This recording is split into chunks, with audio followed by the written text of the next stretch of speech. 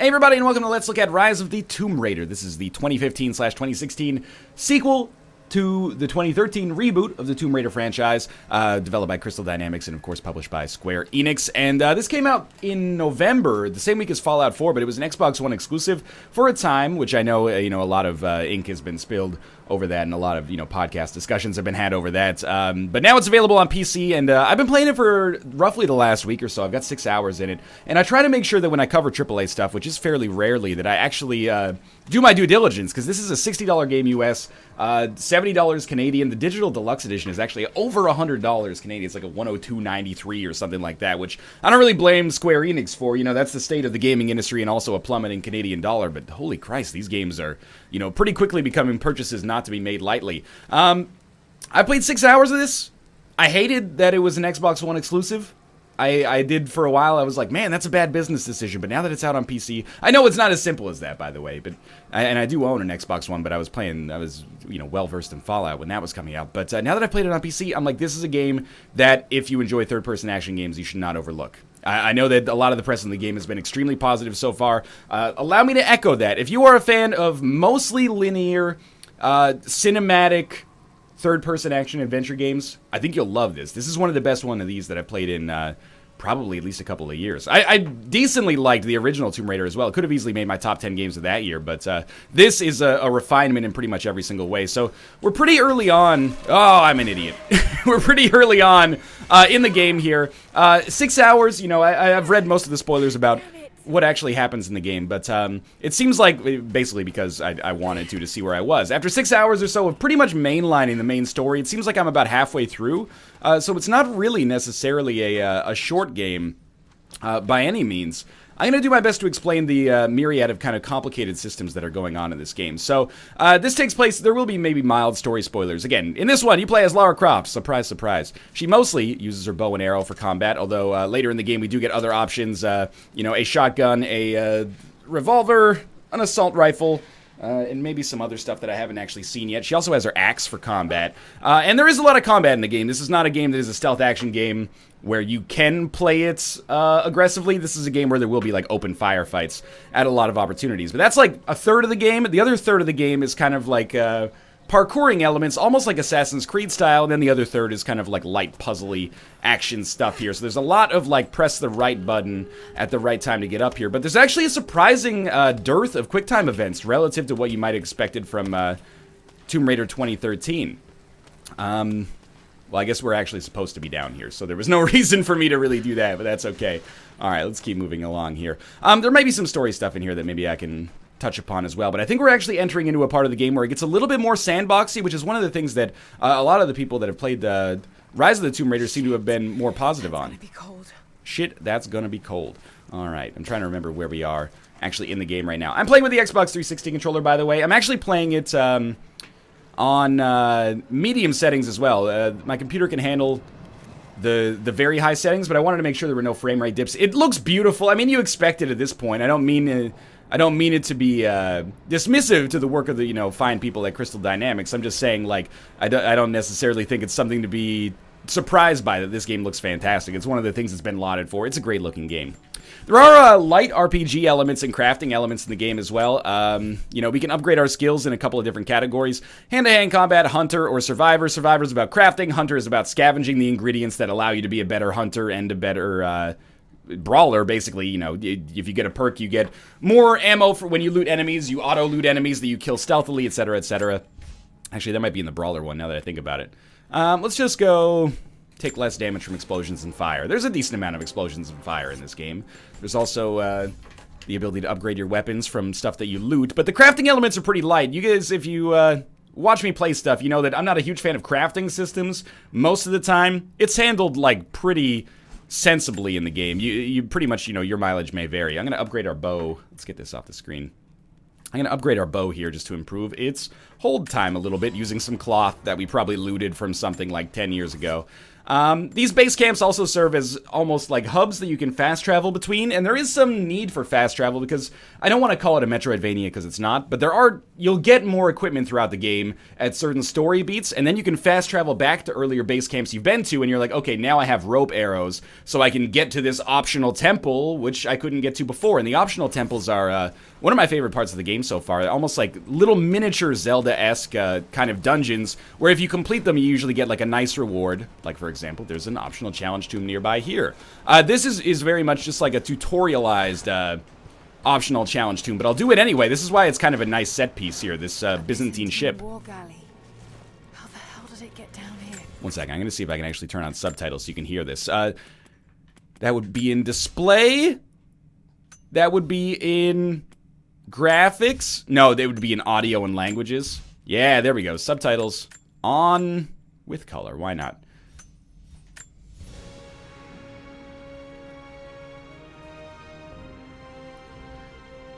The story is something, it's weird because the game, it is structured in such a way that you're not repeating like the same loop of gameplay over and over and over, like a lot of indie games that I play, and I tend to be a very mechanics-focused person, but it makes it difficult to kind of like explain everything that I'm talking about. You kind of just have to take me at face value here. There is a Witcher sense, basically, thing going on here, or like a bat sense thing going on here as well. I do find myself constantly pinging the right analog stick here, and this shows us interactable objects. I do actually think this is one of the things that takes me out of the gameplay to some extent, because like while I'm running the whole time, I'm like, okay, ping, okay, and then we'll ping again.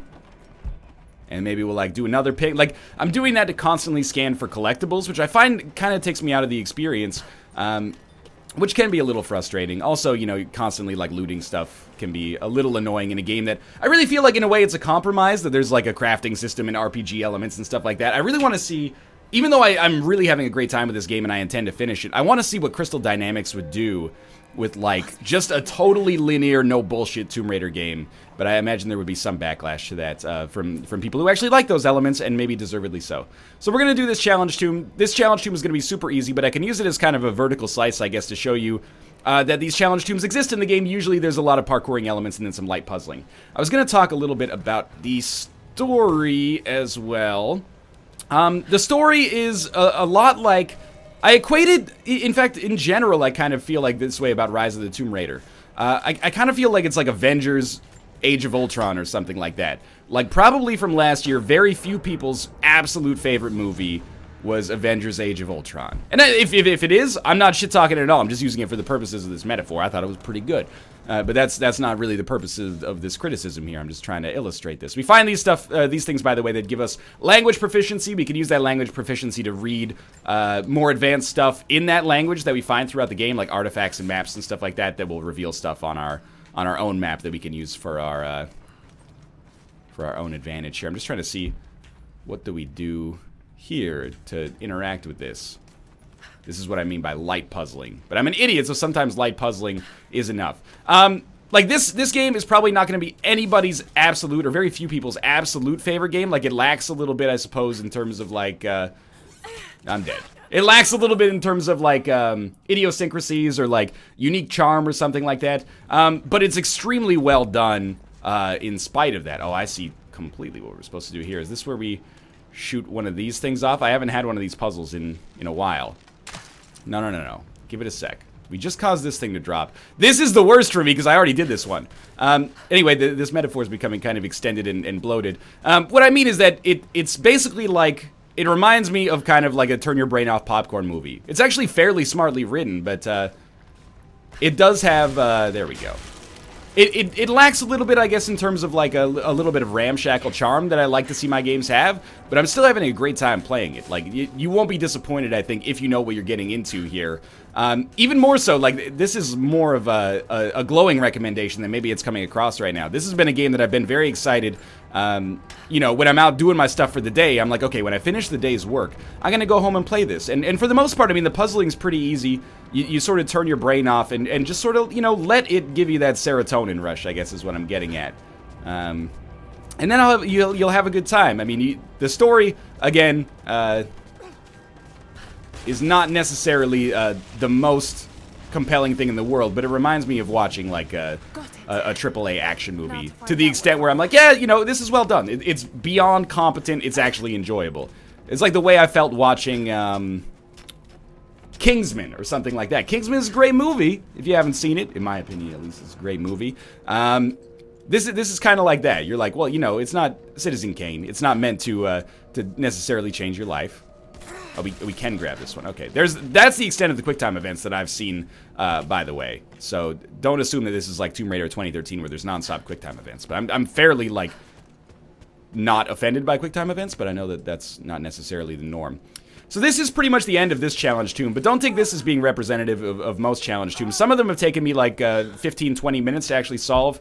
The one that I did, the one that shows up right after this is actually a like a Zelda-style water puzzle where you've got to keep adjusting the water level in order to get to the top where you get some objective, and when you get the objective, usually that gives you, I think, like an automatic skill in something, so you actually do get a tangible reward, and your character gets upgraded here as you solve these problems. So this is actually a good example of a challenge tomb, if not 100% representative of the normal length. These kind of like tomb books are our final objective here. This codex details the archery techniques of the foes of the Byzantine Empire. New skill mastered. Ancient abilities. I think it lets us shoot twice. Yeah, we can shoot 2 successive arrows without the delay of redrawing from the quiver. Rapid fire arrows by quickly pressing and releasing right trigger after an arrow is first shot. Hey, one of the things I really like about the crafting system in the game, even though I normally hate crafting systems, is that it's not mired in like a bullshit, really difficult to understand user interface. If you're holding a bow and you want to craft arrows, you just hold right trigger, and there you go. There's 5 more arrows for us. We can do it again here. We can even do it one more time. And that'll take us to our maximum level until we get another quiver. But this is, instead of having to like go, oh, start crafting, do I have this? Okay, click and drag this over here. Like, I really like that it's basically like you're holding the bow. Contextually, you probably just want arrows. I think we can even craft special arrows just by holding right bumper. There we go. Now we got 2 poison arrows that we can use to our advantage as well.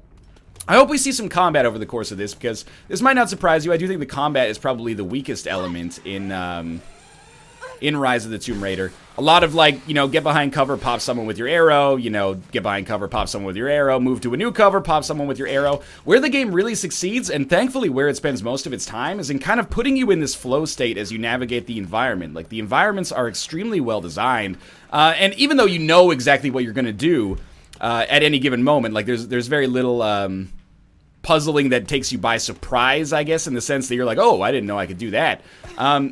That's, I think, a consequence of the game being well designed and its visual language being kind of communicated effectively. Like the fact that you can just look at like what would for a normal human being be an incredibly difficult system to navigate and be like, okay, here's what I do: I hold this, hold this, hold this, hold this, hold this, and then I'll press this and press X and we'll be good to go. We should live here. There we go. It's one of my like least favorite sections in games, but I'm not gonna go too far off on it. Because if they give you a section where you have to go underwater and swim underwater, obviously it's not going to be so far that you can't survive it. So there's no tension there, but luckily the game uses it sparingly. But yeah, like, not only does the game look beautiful, but the environments convey the gameplay aspects in a way that is, like, not as obvious as something like Mirror's Edge. I don't even know. Maybe there's some kind of secret behind here. Or maybe that's just a reflection of a fire or something up here. Yeah, it's just a reflection of the sun, I guess, coming through here. Found another base camp. At some points in the game, the base camps do come kind of fast and furious here. Hey, it's a story beat. You can see some cutscenes. The game looks really good. I'm not your enemy. That remains to be seen. You killed those men back there. I killed them to survive. I suspect you did too.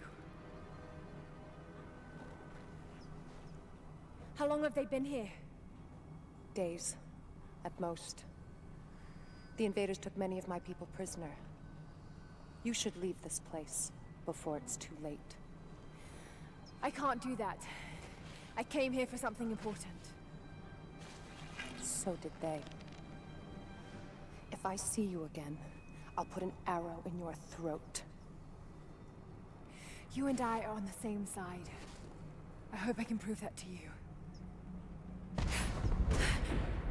What's going on down there?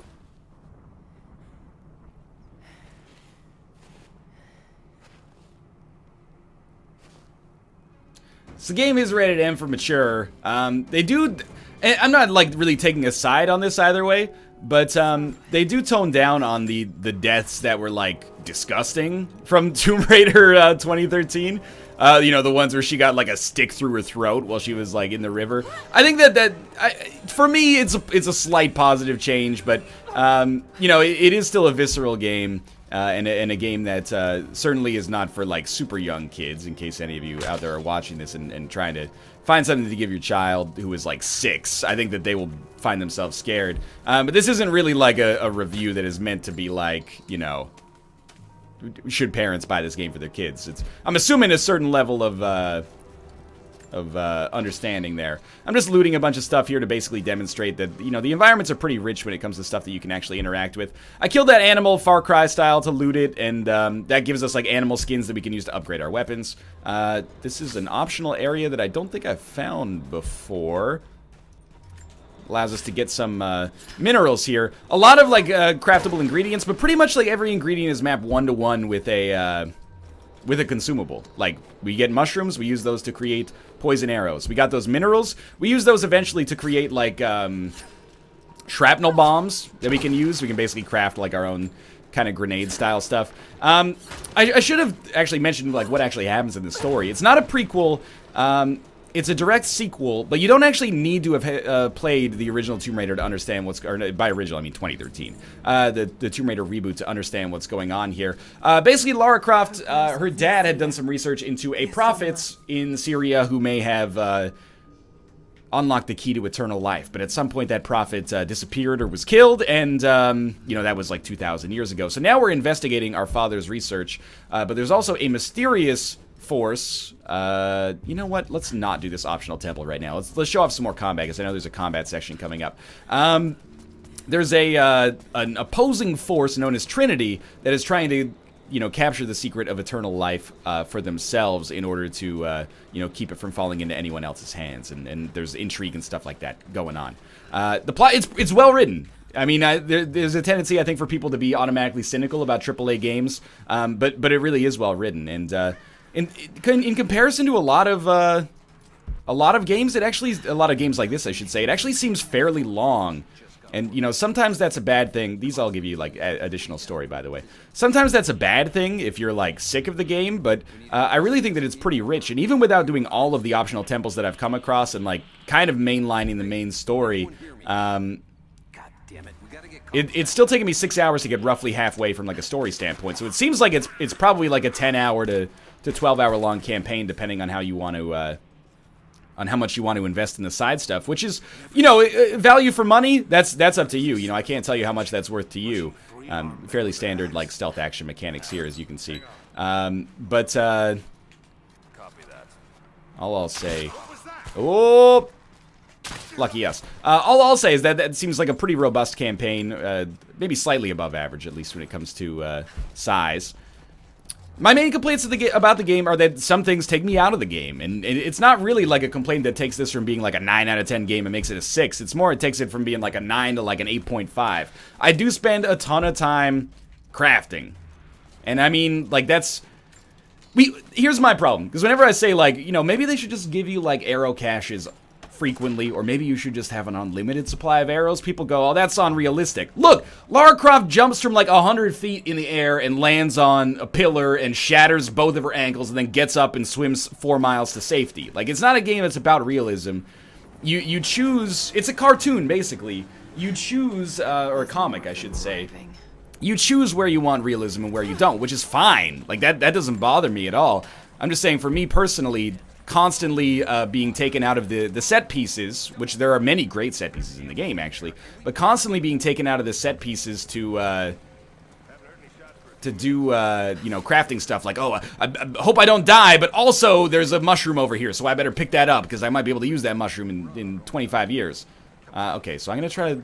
Let's use some of our special arrows here. So I'm going to try to use... Well, let's start by just blowing up this, which will light both of those guys on fire. We have been spotted.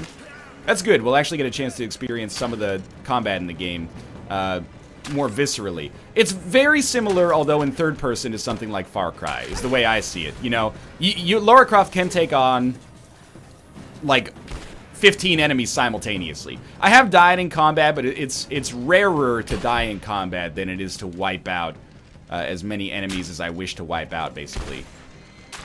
There we go. And again, I'm playing on normal difficulty too, not you know, experienced or realistic or anything like that, whatever those analogs are in this game. But I kind of take that as like being congruent with the tone of the game for sure. That it's not really about, you know, sneaking around stealthily all of the time. There are going to be some moments where there's open combat, which will annoy some people. Oh, she is in trouble. Nice shots. I am using the controller for this stuff, so as you are aware, it's not that difficult if I'm able to use the 360 controller to get those headshots off. Must be some auto-aim here. See, like we're in combat, but sure, let's just take a look back here. We'll loot. Oh, there's like a gear in here. This is the only thing that kind of bums me out. Oh, there's an audio log from someone, so we'll, you know, get that. I'm like, this combat should be like more important than that, I guess is what I'm trying to say. Oh, we can't read that Russian yet. Okay, there's gonna be an enemy around here somewhere. Oh, there he is. It's relatively minor, but again, it's just the kind of thing where I'm like, this is how you know it's a big game. It's a big game because they were like, we gotta have crafting elements, we gotta have RPG elements, we gotta have like a lot of stuff for you to interact with at any given moment. Which it kind of runs counter to a lot of what I like in games, but I think a lot of people, and certainly me at a different point in my life would have been like, man, this game would take me a while to 100%, which isn't necessarily a negative thing at all. But for me, I value kind of like the experience, I guess, a little bit more. But again, like for all the minor criticisms I'm bringing up, please note that I do consider them to be really minor. This is kind of like I equate it to, I've already talked about it being like a big budget action movie, but one done well. I kind of equate this to also being like a little bit of like a thrill ride. Or like, you know, a theme park ride if you went to like Universal Studios and rode Jurassic Park. Like, it's not a challenge to get through that ride. You pretty much just sit in the chair and react to the things that are happening, right? This is very similar to that. It doesn't take a lot of brain power. It doesn't take a quadruple digit IQ to beat Tomb Raider or to have a lot of fun with Tomb Raider or to feel like you're succeeding in Tomb Raider. But it's fun nonetheless. It's done well enough that I want to see how it ends, even though oftentimes I find myself not really liking these kinds of games. Although I did like the original, or again, the reboot. So we got a pistol here. Good. Yeah, well done. You pretty much blew that one. This is why I prefer the bow and arrow. So let's shoot a poison arrow in there. That's basically like an AoE poison attack. It will kill all of these units. We could use melee to kill them too if we wanted to, but why would I get up close and personal if I didn't have to, is my philosophy.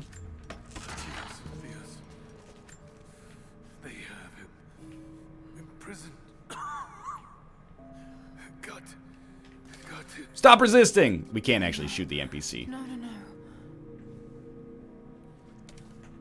Now, in terms of the actual structure of the game, it is pretty much... This is like a Metroidvania element here, by the way. You're like, I need a lockpick to get through here. Yeah. So we could come back here later via fast travel and then open that up and probably get a cache of some sweet stuff. But for me, I'm mostly about finishing the story here. But in terms of mission structure, there's like a main quest, or like a linear main story that's going at all times, basically. And then there's optional quests that you can do, like, you can find, like, one NPC every third area that'll be like, hey, to stop Trinity, which is that opposing force, these guys right here, we gotta blow up these radio towers or something. And then it's up to you if you want to do those. I've done some of them, they've been okay, but mostly I'm about the main quest. The main quest stuff is done really well. Like, every area has a couple, or at least one, kind of, like, interesting set piece that's going on. I left you in charge here. This is our villain. Such heavy resistance. You were to be my eyes. You know, this might be a little violent. It's not really gory, but it's a little disturbing. Know what is at stake So be with this forewarned. operation. Yes, but no. No. You don't. No. How could someone like you?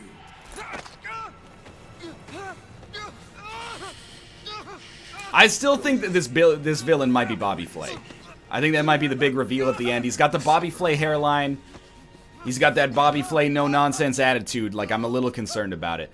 Yes, this is Constantine. Constantine is he's a warrior for Trinity who's trying to find the divine source, which is what will give you eternal life. But we must be vigilant.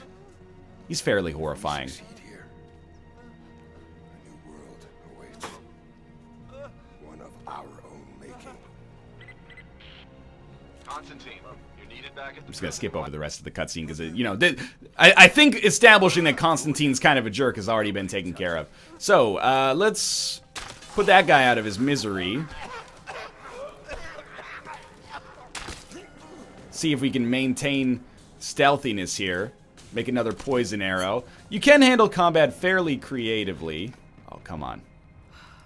Nice. You can handle combat fairly creatively. Like in this situation, we could have gone out a little bit more guns a-blazing. Could have tried to distract the enemies. Could have done a variety of things. But the way that we handled it was totally fine. There is still a dude over here. Maybe we'll give him a melee kill just so you can see what that's like. We'll probably play just a little bit more here. Because this has been a decent actual representation. And I know I said I would struggle with that. But it's been a decent representation of what Rise of the Tomb Raider is all about. Nothing probably in this video really stands out as being like a super incredibly novel mechanic or anything like that. It really just strikes me as like Crystal Dynamics pretty much being at the top of their game and making like a Tomb Raider game that is the best Tomb Raider game they've ever made, maybe. And again, you know, this is coming from someone who really hasn't played... okay, we're gonna have to melee this guy. This is coming from someone who really hasn't played much of the Tomb Raider franchise apart from Tomb Raider 2013, so I'm a little bit... We can bandage ourselves here, by the way, on the go. Apart from the reboot, so, you know, take it with a grain of salt, but if you like the reboot, this is everything you liked about the reboot, made a little bit more ambitious and really, really successful. Like, it is extremely well done.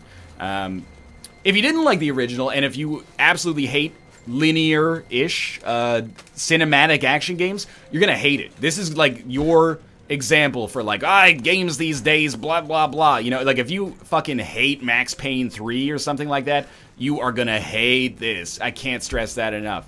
There's a lot of cutscenes, there's a lot of action, there's very little like, you know, well, I wanna, you know, spend 60 hours in this game. That's gonna be tough. I'll just be, I'll level with you. But if you're the kind of person who does like games like this, it's really, really good. Like, really, really, really good. I think that, you know, last year when I saw that it was coming out on... That was a little bit of aim correction, maybe. When I saw that it was coming out on Xbox One, I liked the original, or the reboot, again, enough to be like, I'm kind of interested, but I don't think I'm going to pull out, you know, my Xbox One and buy it for it to get it. And I think that's probably going to lead to a lot of people sleeping on the game, and in a way that's a little bit of a tragedy, because this is a AAA game that...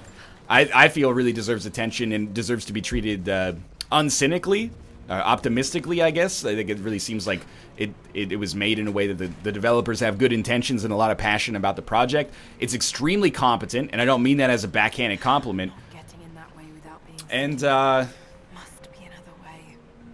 well, I mean, beyond that, I think we've pretty much seen what there is to see here. But I know that it's going to be a struggle, possibly, for the game to get some attention because of the way that it was released, kind of uniquely, to put it politely. This is our first hub world that actually gives us like a side quest, by the way. So this is like, we basically did like maybe like 8% of the 8%, nah, probably like 5% of the game over the course of this, and it was a representative 5%.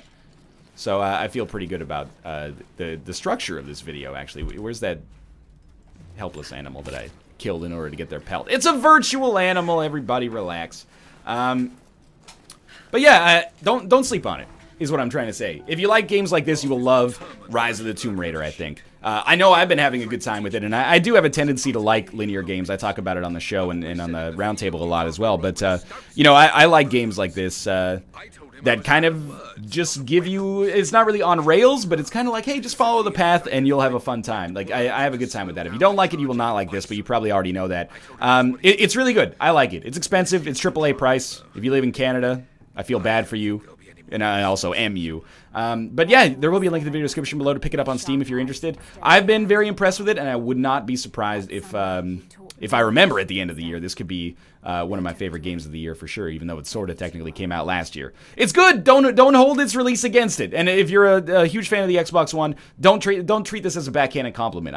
Or like an insult even. All I mean is that it's, you know, it's out for a wider audience now, and sometimes people have a tendency to be like, that game's new, but it's old because it came out for something else already. I'm not going to be on the cutting edge, so I sort of don't care, right? I think this is it's worth making an exception for sure if you find yourself being one of those kinds of people. But yeah, link in the video description below to pick it up on Steam if you're interested. If you enjoyed the episode, click the like button. It helps out a great deal. And of course, subscribe if you want to see more Let's Look Ats in the future. For now, thanks for watching, and I'll see you guys next time. Probably with something a little bit more indie.